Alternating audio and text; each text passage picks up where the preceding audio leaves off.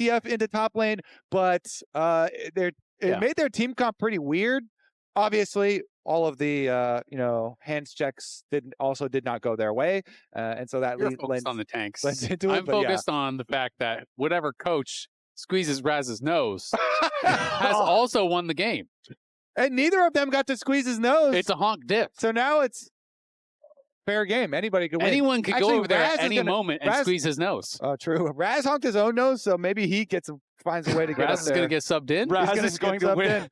Raz is going to win this game. All right, We're going to get sued for match fixing. We get Raz as Zoe in one of these games. Nasus is not going to win this game, though. What if does Gryffin have any more bruiser carry jungles that you'd like to see? Because deep into Fearless, he's going to get targeted. Pantheon's still up and available. Bring it full circle. Ban out the other ones. Now we can get the Pantheon. They'll never expect one of the meta champs. No. All right, well, C9 do have first pick this time. Remember that in games 2 and 3, FlyQuest had the option to choose, and they chose first pick both times. So the draft is going to be a little bit different here this time around since C9 have the first pick and they're playing from red side. It's the Ziggs APA target ban plus the Orianna and Varus power pick bans from Fly as C9 ban out the Anivia alongside 2 of Griffin's more unique junglers in the Shen and Nest. I've got another one for you. Remember back in Lock-In, he brought out the Volibear. I do like Blaber, but I don't like him right now. He's not been after Freak got done with him. I love how anytime Volibear gets nerfed, I will walk into the caster green room and Kobe will look sad, and I'll say, "Hey, Kobe, what's wrong?" He'll be like, "Freak nerf Volibear again." You know what I do think is about time for? Some Nocturne comp angle, though. Because the deeper you get into Fearless, the more impactful these like Nocturne and like Neeko, flanking style comps can get. And so both teams are splitting right now. The Ezreal. Nice. There you go. Oh, it is about time. Receive. They're splitting up the Ezreal karma because that lane is super OP. And they get the Nocturne for the hard engage onto it. Well, the stats just popped up when it was locked in, and for the amount of draft presence this character has, for the amount of bans that often get spent on him, his win rate is ass. 3 and 8? That is just not, that's a 27, 28% win rate. This champion does not win in the LCS. Blame the players, Flowers. Yes. Okay, players, you got to play some better Maybe Nocturne. the coaching staff, maybe that. But Nocturne, again, like the good pairings with it are a lot of these other engaged champs that really benefit from the darkness also, like the Neeko that I mentioned. But you can also get solo laners that can look for flank angles and be like assassination solo lanes as well. So you can get some really, really exciting team comps. But on the side of Cloud9, they take what has become right back into the meta, the Wukong team fighting here. So Wukong plus Aurora is really, really good engage. And I also really like it because Aurora is a flex pick for them. And I do think it's a good denial from FlyQuest because I always see Aurora as a great pairing with Nocturne. So I do think it's actually really cool because it's a good blind pick. You can flex it. But it is going to be the Neeko pairing with the Ezreal. Very common when the Karma gets split from it. It's another champ that can help to bully lane, that can help to poke. I am a little bit concerned about where C9 is going to go for AD carries, though, because now FlyQuest could throw some bans towards some of the strong laners like Jhin even, and make it so this 2v2 becomes really rough. I love seeing Jhin banned because now I don't have to watch Jhin do 0 damage the whole game. Fair, but you might have to watch an AD carry get absolutely pounded into oblivion because Jin's a pretty good laner, and a lot of the best AD carries, laners, safe laners, are already getting kind of banned away. And I do really like what you brought up, though, about how Aurora is a true flex pick for Cloud9, because even though it is a flex pick in general, I feel like a lot of teams aren't comfortable putting it top side, but Thanatos certainly is. The other thing, too, you can look for a good laning AD carry, or you could look for an AD carry with a jump, but those are getting really few and far between. So I think the plan from FlyQuest is really good to steal away the Ezreal. Corki's already been played, so you can't have that. You can't even have like Sivir Spell Shield, and you're gonna send Nocturne Neeko engages at whatever Zven picks. Yeah. It's gonna be difficult to to keep him safe, even though you do have the Karma speed up in shields. And so they're opting to also ban the Misfortune, which is another strong laner and has good AoE for the team fight here. So laying on another. The only AD carry that Zven has played that is not banned is Yunara. And Karma Yunara sounds like trash. against this lane. So I am curious where he's going to go. There's tons of AD carries that you can go to. You could be like, all right, we're just going to play on the back end and go Smolder. We're going to play defensive, try to scale. You can go a lot of different angles. You can go still just a hyper carry like Yunara or Felios or something along those lines. But those are weaker laners, right? So I am kind of struggling to think about where he would want to go unless he wants to go really kind of into left field and go a mage. Champions like Mel can be really popular. Okay, we've got the Taliyah locked in alongside that Nocturne, though. So honestly, some very long-range power here for FlyQuest. You've got the semi-global ultimates with Paranoia and Weaver's Wall put together, alongside Ezreal's True Shot Barrage that can contribute from anywhere. FlyQuest have some artillery here in this draft. Yeah, some ability to make picks on side lanes later on, too, with those abilities you're mentioning. I really like the rocks. The rock field from Taliyah here, good against Aurora. Unraveled Earth. Good Unraveled Earth. Good against You heard him. He likes the rocks. I like the rocks. The rocks that she throws and the rocks she leaves on the ground too. Yeah, all the rocks. Don't back down. You like the rocks. Wukong and Aurora is both pretty good against those, and we still end up getting the Yunara anyway. Karma isn't the same enchanter as Lulu, but is going to try and serve that purpose. Yuck. I don't like the Yunara here. I agree with you, Isaac. I feel like this lane Quinn counterpick. Whoa! Okay, so we said we like seeing Gakgos on carries. We don't want to see him on tanks, and he picks the solo queue counter to Renekton in the Quinn. You go play side lanes, then you got to really play those side lanes, Flowers. Holy moly. FlyQuest always goes so much damage, so little health. Yeah, no plays for it, obviously in the LCS so far this split. It's only been played twice globally, once by Nocturne and once in another league. So, has not been getting a lot of play, but this is the old school counter pick. I've never really seen it do that well in pro, even when it becomes a bit meta. Usually they kind of struggle. Going to be curious to see if it is cleanse, which is kind of the more common. Generally, flash cleanse is what we would see. In solo queue, you see a lot of ignite flash, and people just kind of deal with that. But if you are not playing cleanse, it can be problematic if you're getting ganked. Now, spam chat, which team won the draft, C9 or Fly? You guys have guessed C9 twice. You were right one time, wrong one time. The win rate has plummeted for the fans in chat. Personally, I think most fans are really going to be scared to bet on Quinn, So I think that they probably will bet Cloud9 again. Also, Cloud9 probably has a bigger fan base getting those votes in. But what about the rocks? But them rocks, though. How many Twitch chatters like rocks, like Kobe? Do you like rocks? That's my new, actually, that's Do you like poll. rocks? Do you like rocks? The vote fan for base Fly might also betray you, though, because a diehard fan loves nothing more than to hate when their team has a bad draft. So if you think that it's bad, you're going to be spamming "I hate this" more than anyone else. True. Okay, so this comp, though, is so all in on playing squishy, but playing very aggressive with high damage in spreading the map. You have Quinn's split push. You have Nocturne to punish side laners. You have the Taliyah to surf over and make picks as well. And then even when you get to the objectives, you're going to have Nocturne Darkness to allow Neeko's engage. It's like really hard sometimes to do Neeko engage from support Neeko because you're squishy.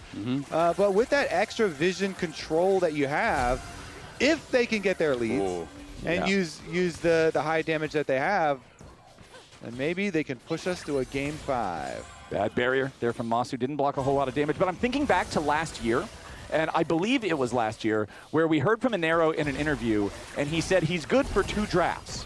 And we're on game 4 now. Game 3 was obviously the one that they lost. So if Inero is correct about his own drafting, this could be a bad sign for C9. All right, well, we're watching this early game. Raz is standing by with Cloud9's coach. I will dominate, I believe. You are right, but there's a lot of trading bot side, so I want to ask your immediate opinion on that. Well, I think this last trade wasn't good for us. Before that, it was good. I mean, normally, Karma will eventually be good in these types of lanes because you will be able to poke them out. You can trade on your shield. So yeah, we'll just see how it ends up going throughout the game. I think that in this game specifically, I don't think their team fight is that strong. I mean, they're playing more of like a side lane game with Quinn and stuff like that. So hopefully we can get there and we can get some real team fights this game. Let's talk about that Quinn a little bit, because I know you guys, when you selected, or you guys selected FlyQuest as an opponent, you gave a lot of credit to their drafting abilities. Just thoughts going into the Quinn? Well, Nero did. Right. But what are your thoughts? I mean, the Quinn is something that's like an old school counter to Renekton. We've seen this before. Yeah. Quinn with cleanse, and then Quinn got some buffs, like there was mana buffs on ult. But it's a champion that has a lot of risk associated with it. It's not that good in team fights versus things like Aurora and Wukong, right? So you have to really like make the game funny. You got to use your mobility and stuff to be able to get some type of lead in the game. So it's a risky pick, but it's definitely something that can be powerful in a game like this. It's just a different style than what we decided to go for. All right, appreciate the conversation. Gonna send this one to the caster. Before I do though, a lucky squeeze. Thank you. Take it away, guys. That was a good squeeze. That was a good squeeze. So if Raz doesn't do an interview with the FlyQuest coaching staff, then that's just, This is biased. Yeah, I mean, did he just rig the whole game This right is there? 2 squeezes to 1 in favor of Cloud9. Blaber with a possible angle here, runs into the control ward though, so Yep. Ezreal, plenty of mobility, just backs right off there. Oh, That is... FlyQuest, they won with the Wow. Quinn They draft. like rocks. There you go. I Actually, think- that was the decider for sure. There was. Fans probably just like fun drafts that aren't the same champions that they see so commonly. So when this comp wins, it looks so cool because you're just like dominating these lanes and you get Nocturne going to all the, okay. Okay.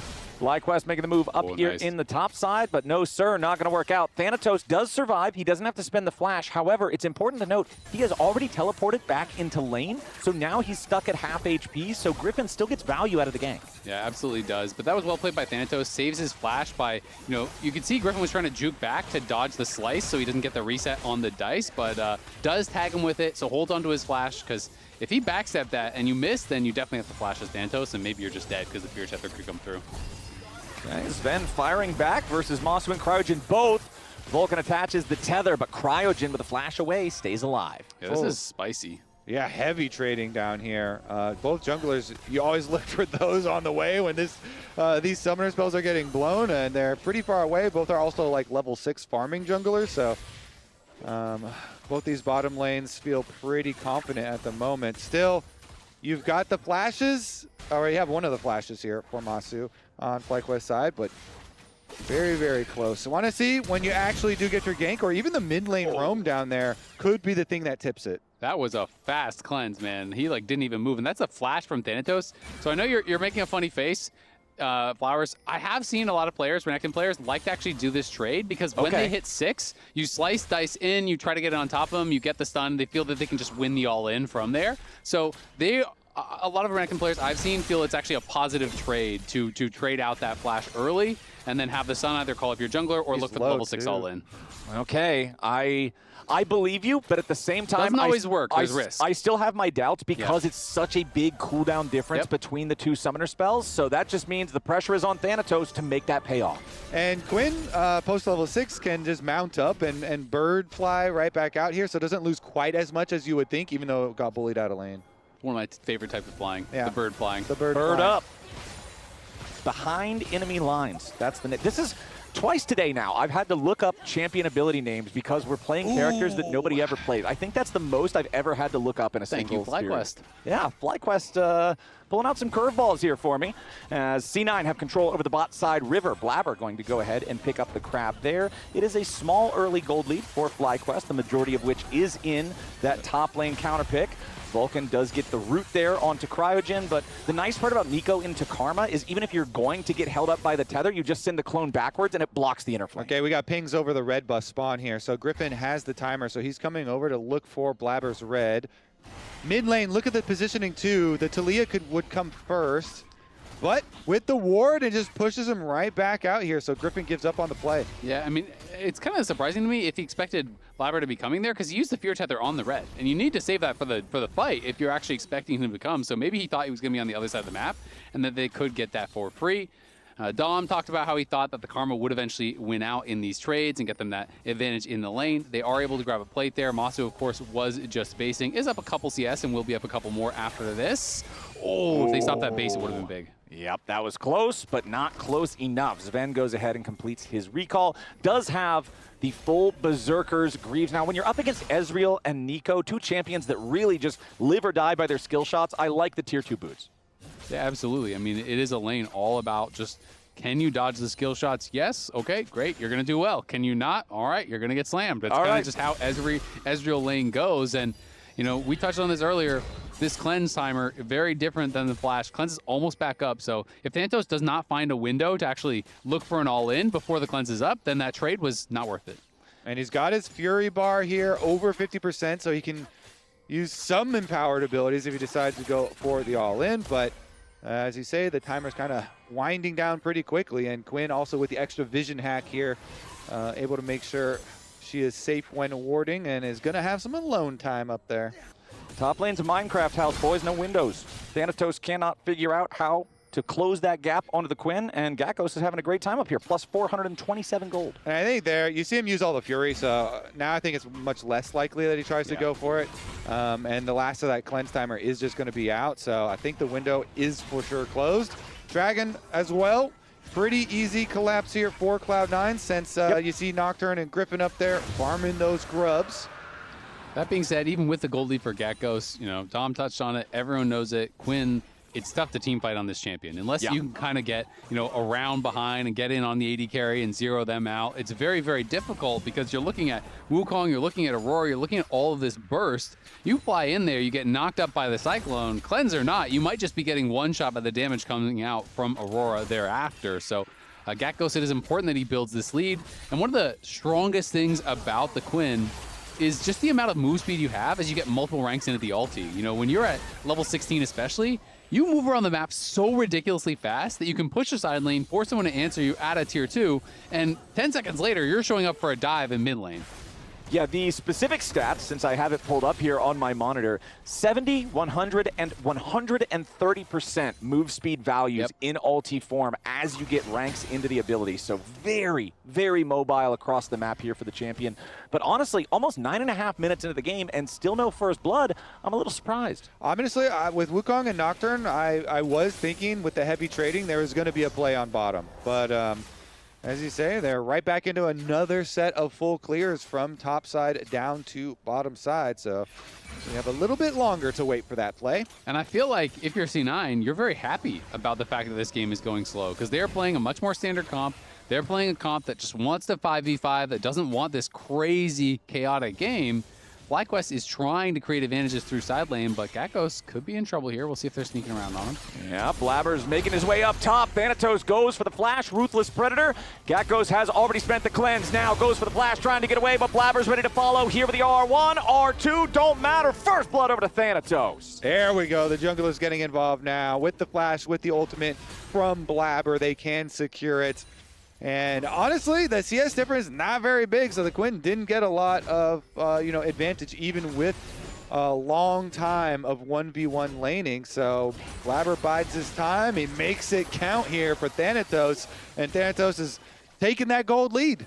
Yeah, and Blaber even sticks around long enough to make sure that they get 2 plates off of the turret. Sometimes you don't want to knock down the turret too soon, but this time around, Thanatos would love to get out of this lane. Meanwhile, bottom side, APA coming around, looking to make play number 2 here for the C9 boys. Cryogen tries to turn it around here with a pop, lost him, gets all 3, but the weirding misses. Cryogen staying alive for now. Meanwhile, Gryffin makes his way into the back line, and FlyQuest with a massive counterpunch. Do not lose a single man. C9 with a massive blunder. I love Nocturne Neeko, man, and Cryogen is the GOAT there. Do you see him with the jukes on? Gets his ulti off to secure the engagement for Gryffin on the Nocturne ultimate to come through, and Cryogen lives, and he still saves his flash. Yeah, that is actually crazy. Zven popped ulti early. They're coming down here looking for this play, but then APA goes in, decides, you know what, we're going to go for Cryogen here. Cryogen gets forward, gets the 2-man ulti, then the sidestep on the weirding, another sidestep here on the 2-fold hex. Gryffin arrives, APA can find nothing, and Kobe likes rocks. Quad arrives and helps to knock him down.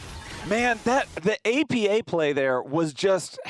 I'm struggling to see what he was seeing because he goes across the veil only to jump right into the Pop Blossom, then fires his weirding to the side.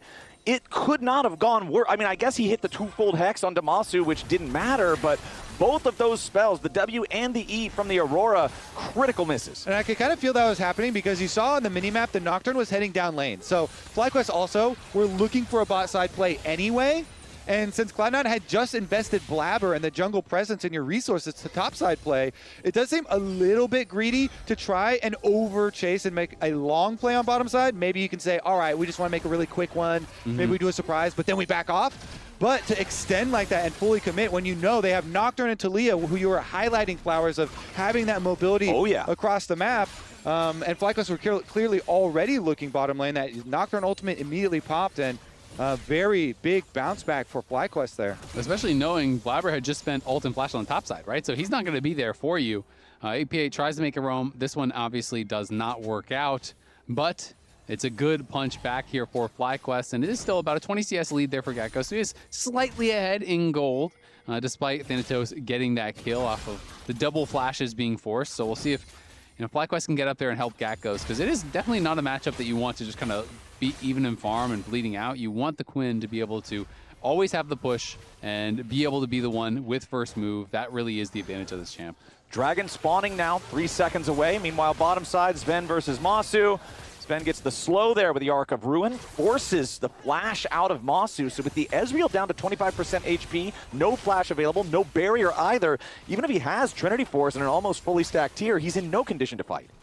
Yeah, Massu just kind of overestimating his position there. Step forward, didn't have the shift cooldown just yet, wanted to stop the base from Zven, but got too close, and Zven punishes him very easily. That could cost them the attempt at the Dragon, because Massu's still running from base, and this is going to be gone likely before they get there. Yeah, Cryogen's pretending to be Massu, but C9, of course, knows that he shouldn't be around here. The Infernal Drake going to be claimed there by C9 as Gryffin goes in, tries to find the kill onto Blaber. True Shot Barrage comes through. Blaber very low, trying to get himself away. Tether drops down to Gryffin, who's forced to flash back over the wall. Oh! A big pop blossom from Cryogen for the second time this game. FlyQuest are going to grab a kill off of it, but Zven gets Cryo back. Now he's going to find a second one there on the Gakgos. Zven with a double kill, trying to outplay him and slay him as Massu goes forward, needs a couple more auto attacks. Finds them, and FlyQuest get a full ace 14 minutes in. Oh my goodness, that engage was huge. They knew Blaber had no flash, so they start. Gryffin, he's like, fine, it's okay if Massu is going to be a little bit late. I'll start it early. I'll try and go for the smite timing. Even though they don't get the 50-50 flip on the smite timing, he still knows he can put the pressure onto the Wukong, force Blaber's flash over the side, and then the wrap around from Gakgos from one side and Cryogen straight up the middle with the Neeko really brings the team fight together for them. I mean, this is just beautiful from FlyQuest, and this is what teams will tell you when they say, you know what? You don't expect them to fight you because Massu just got pushed back to base. He just lost his flash. They're not supposed to be here, but they will show up and they will fight. Gakgos does TP in, accidentally uses a cleanse there. You can tell he's used to that being on the different keybind, but arrives behind, finishes off Blaber, and then this sick engage from Cryogen. Everyone piles in here. Massu and Quad are just going crazy on the other side of the fight. Gryffin is just buying time for those carries. Gakgos does fall, but even with low health bars here, Quad and Massu go forward, pop in the barrier, finish off the kills. Massu barely survives, and they win big on this fight. Good spell shield from Gryffin, too, that saved his life. Nice, guys. Holy shit. That's the right response to have after a pop blossom like that. And now APA trying to get away here, but Gryffin again making the moves down to the bottom side. Seismic shove seals the deal, and Quad is on a killing spree. That's rocks. Honestly, though, all Nocturne right there. When you're going to ult onto the Aurora, you know immediately just start running towards the center because there's not enough distance for her to break the tether on going through the side. And so Gryffin still gets the tether, and they get the chase down on the kill. And that's the difficulty, when you are playing against a Hexblade Nocturne, you're getting all of the move speed from the ultimate, you're getting the move speed from your Q that you're on. It is hard to actually get away from this, even with Across the Veil, even with the Rocket Belt. APA cannot stay safe. He does get the flash off of Quad, as it is a bit of a chase down, but Quad is now on a killing spree. Quad and Massu getting very strong, and Quad in particular now almost 2,000 gold ahead here. FlyQuest really taking control over this one. FlyQuest taking control over not just the game, but it seems like they're taking control over the series itself. Game number 3, they finally get themselves on the board, and now here in game number 4, they have a commanding lead. I believe this is by far the largest gold lead early on so far in the series, just about 17 minutes in, and it's over 4,000 in FlyQuest's favor. And now you get the fun time of the game because it really shines when the outer towers start to go down and you have more room to play with these Nocturne, Taliyah, and Quinn plays. We saw one of them on the side lane, punishing APA.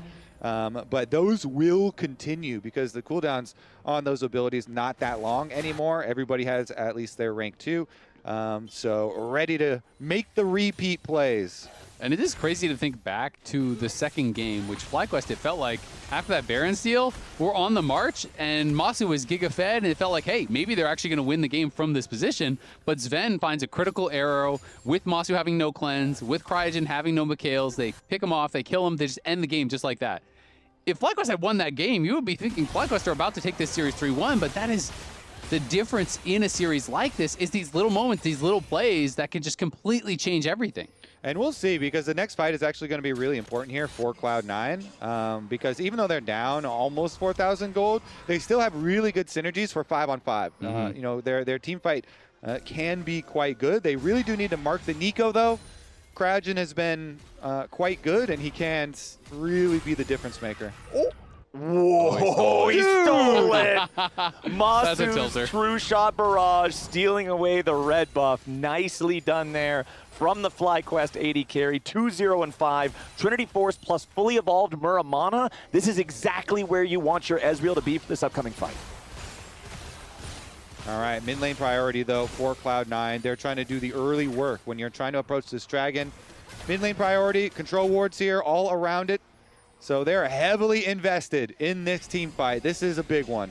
C9 looking to invade the enemy jungle, maybe set a trap here around the enemy red buff, but the problem is FlyQuest already has a red buff. They're feeling all right as Thanatos goes in, drops the stride breaker onto Gakgos there. The Quinn forced to pop both summoner spells, and only with about 1/3 HP remaining, Gakgos is in no condition to fight. Yeah, Gakgos had actually used his Vault just before that for the trade.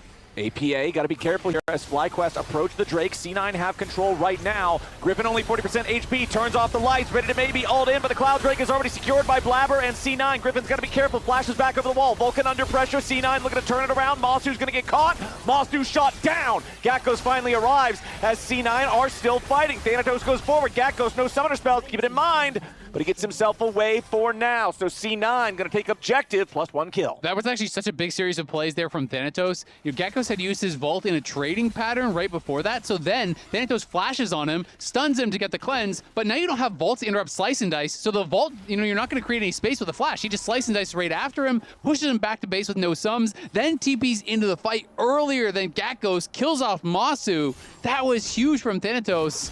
We'll see if he does get caught in this side lane, but I mean, APA is behind him. I don't think anything's going to happen here.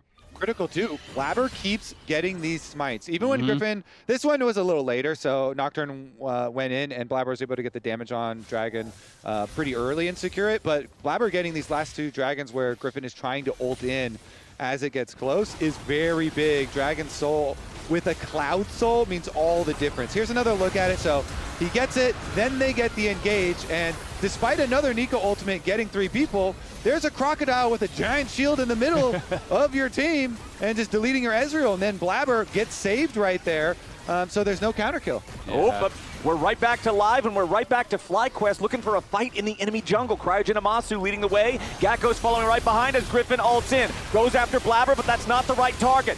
Nice ulti again from Cryogen, but it's not nice enough. Gakgos takes out Thanatos, but FlyQuest have already lost Cryo and Gakgos both. C9 continuing to chase, looking for more. Blaber commits his flash, trying to get in range, but he cannot quite do it. The Crocodile in the bush is the deadliest. Thanatos, even though he goes down, they're trying to walk past his bush. He gets the stun off and kind of puts a stop to the engage there for FlyQuest. It's 2 for Cloud9 in their counter. Yeah, FlyQuest are just trying to keep up the pressure here, but Thanatos really giving them some problems in these last couple of fights. I mean, Cryogen does find a really nice Pop Blossom at that Dragon fight, but then the problem is Renekton was already TPing behind you, and I think Cryogen had lost sight of that. I feel like they needed to maybe just turn on the Renekton, play it more slowly, but because Gryffin went in already on the ult, Cryogen feels like he needs to follow up, then Massu's trying to pile in and follow up, and now you have no shift and Renekton's on your head, and the fight's gonna be a loss. So FlyQuest really up against it. You know, you touched on those 50-50s. That steal going Blaber's way, you know, in that earlier contested Dragon puts them on Soul Point, and that is huge. It is a big deal. Speaking of big deals, the road to Arizona. That's where we're on right now. Playoffs, it's the first weekend, and it culminates in our road trip to Tempe. going to the Mullet Arena. It'll be a great time. You can scan that QR code. Get your tickets right now. As hold on, we got a play coming out. Nice seismic shove on a Vulcan, but he lives to see another day. The shield is enough to protect him from the lethality of the True Shot Barrage, as APA, meanwhile, is going to find an objective for C9 up here in the top. Yeah, they're going to trade a bit of pressure here because FlyQuest still have bottom side pushing too, and more members after forcing the Karma back to base. Vulcan is going to survive, but still going to be able to trade the secondary tower. Yeah, that turret is not long for this world, so FlyQuest going to build that lead back up right about to 4,000. Where it was earlier, a little bit less than that, but they'll still feel happy about it. FlyQuest still with a strong lead for themselves, but again, if you're not building the lead as the clock marches on, it becomes relatively less and less. Yeah, and Cloud Soul is a real problem. You're going to give Cloud Soul to Yunara, Renekton, and Wukong? Yeah, that's a little scary. That is terrifying. These are 3 champions that use it ridiculously well.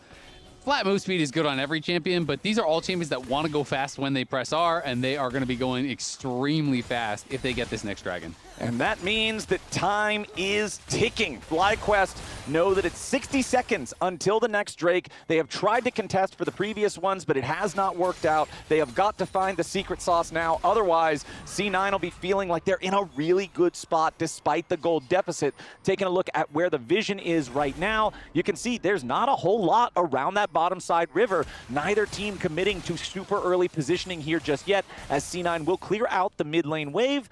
That tier 1 turret still standing strong for FlyQuest, but it's C9 with river control 30 seconds away from Drake. And Thanatos just got another really good breakpoint. Hysteric's Gauge. The team fighting just goes through the roof for Renekton. You have Teleport Shield, which is massive. Then you have Hysteric's Gauge Shield. He is the biggest front line in the entire game on either side by a large margin, and he's going to get level 16. Wait a second. Zven under pressure already, knocked back for the Weaver's Wall. Massive pick coming out from FlyQuest, and again, a 3-man Pop Blossom. C9 just met a watery grave here in the river. Double kill him at a Massu. The clone won't matter. Blaber doesn't matter. APA doesn't matter. The only thing that matters is FlyQuest just found exactly what they needed. Blaber and APA trying to get away, but a nice vault seals their fate. FlyQuest just got an ace for nothing. It's a 5-for-0 ace. What an engage from Cryogen, who is having an incredible series here. FlyQuest are going to head to the Baron. They get the dragon. They deny the soul. They go 5-for-0. What a series of plays. All you need is a little bit of well-placed CC and big damage from FlyQuest. Baron will be theirs. Yeah, you don't win on this push, but holy moly, they just blew this game open. They didn't blow it open. They just won. I know that as commentators we're not supposed to say that, but they just won. This game was close until it wasn't, and it wasn't as soon as Cryogen found that engage. Awesome stuff from FlyQuest. Yeah, I'm ulting. Okay. Fighting hard open. Slowly. It looks good. It looks good. Watch. Look Wukong. No flash. Look on, please. Look on. Front. Has flash. Drake and Baron. Yeah. Wukong very low. Aurora has ulti, right? And the initial pick as well, so critical there. Just deleting Zven in mid, but we're going again. Yep, FlyQuest aren't done. Gryffin flies in, chasing after Blaber, not going to get the kill unless Cryogen has something to say about it. Now Thanatos also having a retreat. And yeah, Cryogen finds that big 3-man engage as the secondary part of the play, but it's quad on his 4-0 and 10 Taliyah with the Weaver's Wall perfectly placed, knocks Zven to the side, and that Ezreal is dead and buried before the rest of the team even knows it. I say it again, I love rocks! Good job, Quad! That was insane! I mean, Quad was playing that so well because even if Zven flashes that wall, you are flashing into Cryogen on that flank. So that was such a beautiful setup from FlyQuest here. And I think a lot of people are going to be saying, Zven, you should have flashed that wall. You shouldn't have got caught. But hey, if he flashes right into the Neeko, the result is kind of the same. Quad is having a great series, though. This game now up 2.5K. You look at the whole top side of the map. That is a monstrous lead. And it really kind of is up to Zven, who the only saving grace for C9, at least Zven didn't spend summoners after getting caught. So maybe you can have that incredible team fight now that he has that IE. Quad the God on his Taliyah, and Church is in session. It don't matter if Cloud9 don't believe, because they are about to learn. This is a devastating game state. 8,500 gold lead. Baron still on FlyQuest for the next 60 seconds. the next dragon not spawning for another 2.5 minutes, and you know FlyQuest are going to own the map up until then. This top lane tier 2 turret still standing, the mid lane tier 2 turret as well, so FlyQuest still have some standing gold they can siege. With all this gold, you starting to buy Guardian Angel on Nocturne. I mean, yeah, they don't have like traditional tanks, but an extra life is way more time than a tank would actually live with this much damage floating around on the Rift. So now with the Baron, with the Guardian Angel on Gryffin, they're pushing in on all sides. And Cloud9, they're starting to pray for a miracle. Okay, they lose their tier 2 turret here in the mid lane. Both those tier 2s gone now. Weaver's Wall not going to get the pick they're looking for. Blaber looking for a flank, but instead he only finds Gryffin with Gakgos right behind him. Thanatos can't make his way into the fight. Cryogen trying to get away, drops a defensive pop blossom, but not a lot of effect on that one. Beautiful double root coming out though, as now Gakgos will finish the kill onto Blaber. FlyQuest going to try to run down the rest of C9 here. Gryffin with the Guardian Angel flashing forward for the kill there. Killing spree as he takes out APA. Gakgos putting pressure on Zven, gets the barrier out of the Yunara. Zven still with a flash, however, as FlyQuest are once more going to win a team fight without casualties. Nice escape there from Cryogen. The double root was big, and also Gakgos was pushing down that bot lane. Look at the bot wave. No one is answering that from C9. He pushes that out, and then he just arrives so fast with the movement speed that Quinn has. I mean, look at this. It looks like you're glitching out. You're going so fast. He came over, kills off Wukong, forces the barrier and the ult from Zven, getting a lot of pressure down playing the map. How can you not love this FlyQuest squad running jungle Shyvana, you know, throwing down the Quinn, the jungle Nasus, all these picks, the confidence that they have, and to go outside of the really big meta. And now finding a lot of success too, over 10,000 gold, the lead you're talking about. And with the gold comes the presence on the whole map and all the vision through C9's jungle.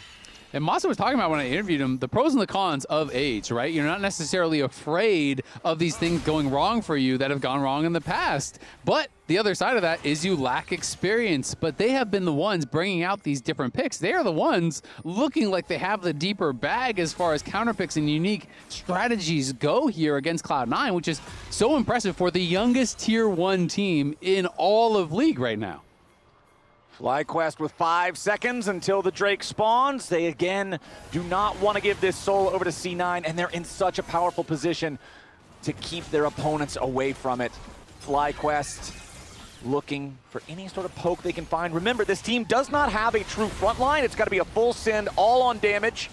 There's your Weaver's Wall separating C9 away from Blaber, so he has to use his clone to get back over the wall. Gakgos already prepared here with the behind enemy lines, as now APA tries to make the engage, but Blaber's gonna try to escape, but Cryogen locks him up. Gryffin beats him down. Rampage back over to the Nocturne as C9 try to fight, but it's not gonna work. It's already 3 kills back over to FlyQuest. Thanatos about to fall here too, wants to get one back, but he will not. Vulcan's the only one standing, and FlyQuest, they've got minions pushing down mid lane. You can see the pings right now. They're looking to take us to silver scrapes. You can hear the music coming, man. FlyQuest have sealed the deal on this game 4. FlyQuest looking strong for how bad game 1 was, for how close game 2 was, only to lose at the very end. They bounced back in game 3. They have owned game 4. It is a 13,000 gold lead. Remember, C9 chose this. C9 wanted this, and C9 are 1 game away from losing this. FlyQuest take game 4. Trust in your team, trust in your picks. FlyQuest will push us to game 5. Analysts, how hyped are you?